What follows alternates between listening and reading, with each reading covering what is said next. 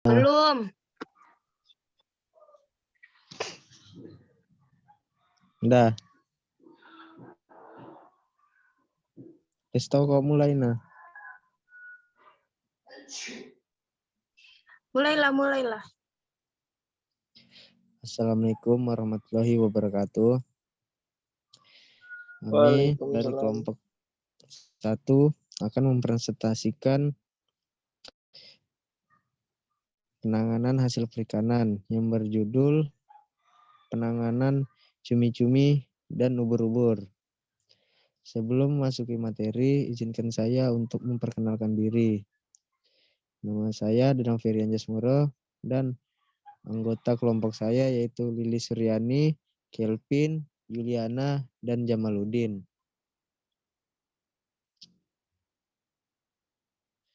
Nah, yang pertama-tama yaitu pengertian cumi-cumi. Cumi-cumi merupakan produk laut yang banyak terdapat di perairan laut Indonesia. Cumi-cumi merupakan jenis dari Cephalopoda yang memiliki nilai ekonomis tinggi dan protein yang cukup banyak. Cumi-cumi mengandung asam amino esensial yang berguna untuk pertumbuhan dan pembangunan tulang.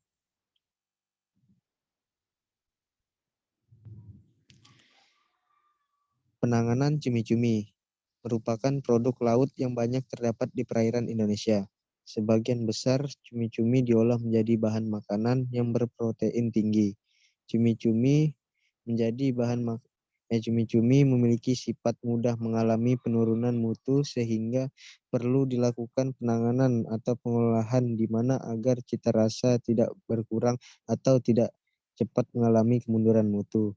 Jenis produk olahan cumi-cumi sebagai konsumsi lokal masih terbatas, antara lain cumi-cumi kering asin, cumi-cumi asap. Di banyak negara, cumi-cumi selain dimanfaatkan untuk bahan baku, berbagai jenis makanan juga digunakan sebagai umpan untuk memancing ikan di laut. Proses penanganan cumi-cumi sebagai bahan baku cumi kering. Proses penanganan bahan baku cumi-cumi yang dilakukan dengan cara meletakkan cumi-cumi dalam cool box yang diberi hancuran es dengan perbandingan 1:2.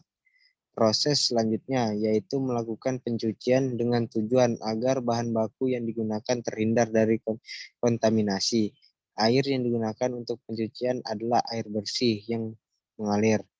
Setelah bahan baku dicuci bersih, kemudian melakukan perendaman dalam larutan garam dan lama perendaman selama 30 menit. Setelah itu dilakukan pemasakan awal pada suhu 100 derajat Celcius, yaitu perebusan dengan larutan garam. Selanjutnya bahan baku diletakkan di atas rak untuk proses penirisan. Setelah itu melakukan proses pengeringan menggunakan alat pengering, yaitu cumi-cumi digantungkan di pengait alat pengering, kemudian melakukan pengeringan di bawah sinar matahari dengan lama pengeringan 5 jam. Cumi-cumi yang kering dan sudah matang siap diangkat dan didinginkan. Cumi-cumi asin yang dikeringkan di bawah sinar matahari didapat perbedaan yang sangat nyata antara lama pengeringan dengan kadar air, di mana semakin lama pengeringan semakin rendah jumlah kadar air. Beberapa faktor yang mengakibatkan kadar air cumi-cumi yang dikeringkan rendah yaitu lama pengeringan, suhu pengeringan, permukaan produk, jenis, dan ukuran garam yang telah diberikan.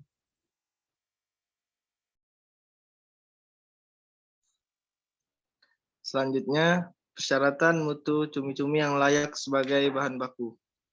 Cumi-cumi yang layak sebagai bahan baku adalah cumi-cumi yang masih segar, yang mempunyai ciri-ciri sebagai berikut. Dagingnya berwarna putih cerah atau berwarna kemerah-merahan. Tentakel atau kepalanya masih lengkap.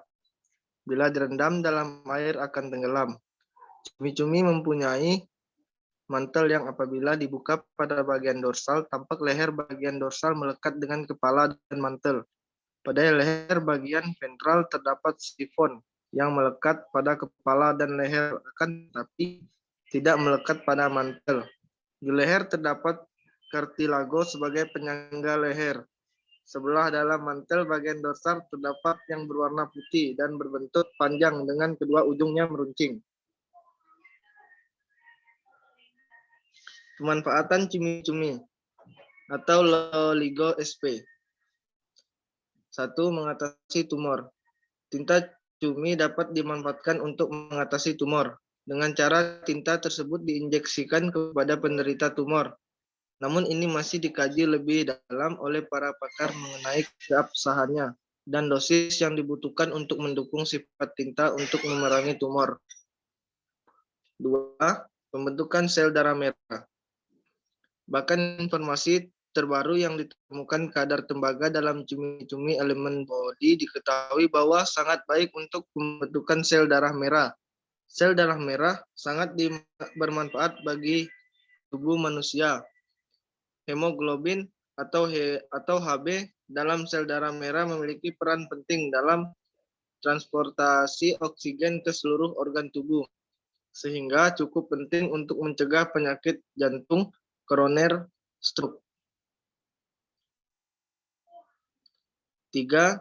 Dapat menurunkan kandungan kolesterol dalam darah. Kadar lemak pada daging cumi relatif rendah, yaitu 7,5 gram sampai 100 gram. Bahan masing-masing terdiri 1,9 gram asam lemak jenuh, 2,7 gram asam lemak tidak jenuh tunggal, serta 2,1 gram asam lemak tidak jenuh ganda. Termasuk ke dalam asam lemak tidak jenuh ganda adalah omega 3 yang dapat menurunkan kandungan kolesterol dalam darah. Berikut adalah gambar penanganan cumi-cumi. Next. Selanjutnya penanganan ubur-ubur. Ubur-ubur atau jellyfish merupakan salah satu sumber daya laut non-ikan yang memiliki nilai ekonomis sehingga mendatangkan keuntungan bagi nelayan pesisir. Namun belum banyak nelayan yang mau menangkap ubur-ubur. Hal ini dikarenakan nelayan mengetahui manfaat dari ubur-ubur dan pasar-pasar yang terbatas. Ubur-ubur asin merupakan salah satu olahan tradisional hasil perikanan yang sebagian besar produknya ditujukan untuk diekspor, sedangkan konsumsi produk ini di dalam negeri relatif kecil jumlahnya, karena konsumennya masih terbatas. Pengolahan ubur-ubur secara tradisional memakan waktu sekitar 20-40 hari, di mana ubur-ubur diolah menggunakan garam, isi perut dan lapisan lendir luar dibuang sebelum penggaraman.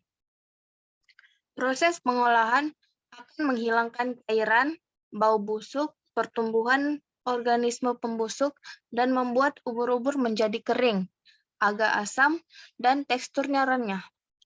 Pengolahan ubur-ubur dimulai dengan membersihkan bagian mulut, kaki atau tangannya, atau biasa disebut dengan tentakel. Kemudian isi perut dipisahkan dari badan atau payung, atau biasa disebut juga dengan medula, sebelum diolah. Badan dibersihkan, tidak boleh menggulung, dan harus flat atau rata. Selanjutnya dicuci bersih dalam larutan garam 3% atau air laut. Hal ini penting untuk membuang jamur-jamur yang ada selama proses. Selanjutnya akan dijelaskan oleh saudari Lilis. Baiklah, di sini ada tahapan penggaraman pada ubur-ubur melalui 4 tahap penggaraman. Yang pertama adalah ubur-ubur dilakukan di dalam bak semen dengan ukuran tinggi 1 sampai 1,5 meter dan dibiarkan selama 1 hari. Yang penggaraman kedua dilakukan dengan menumpuk di dalam bak baru dibiarkan sekitar 3 sampai 4 hari kemudian. Penggaraman ketiga, penggaraman ubur-ubur dipindahkan ke dalam bak baru dan dibiarkan selama 5 atau 6 hari. Walaupun demikian, harganya masih di bawah dari bagian badannya. Dan yang keempat, di mana bak diisi dengan larutan garam jenuh 25% dan ubur-ubur dibiarkan selama 4 sampai 5 hari. Pada proses ini, garam 3-10% dari bobot ubur-ubur ditebarkan di atas ubur-ubur secara individual. Cairan ubur-ubur akan keluar selama 4-6 hari. Next. Di sini masuk pada proses pengapakan dan penyimpanan ubur-ubur, yang dimana ubur-ubur yang telah diolah dipisahkan ukurannya sesuai dengan diameter dan dipak di dalam lembaran plastik dan kemudian dimasukkan ke dalam peti kayu. Produk disimpan pada suhu 2-5 derajat Celcius. Menyimpan produk pada suhu 20 derajat Celcius akan menyebabkan produk menjadi lembek dibandingkan jika disimpan pada suhu 0 derajat Celcius, karena tekstur akan berubah. Penimbangan dilakukan sebelum dipak, mengingat produk akan kehilangan bobot selama penyimpanan. Bisa dilihat di slide, ini adalah proses pengolahan pada ubur-ubur. Saya kembalikan kepada Saudara Dadang.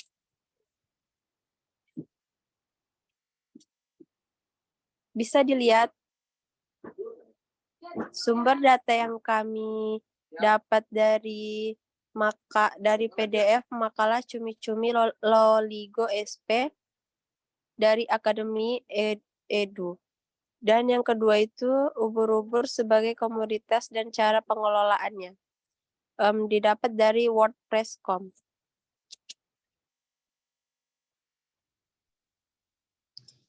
Balik kepada Saudara Dadang.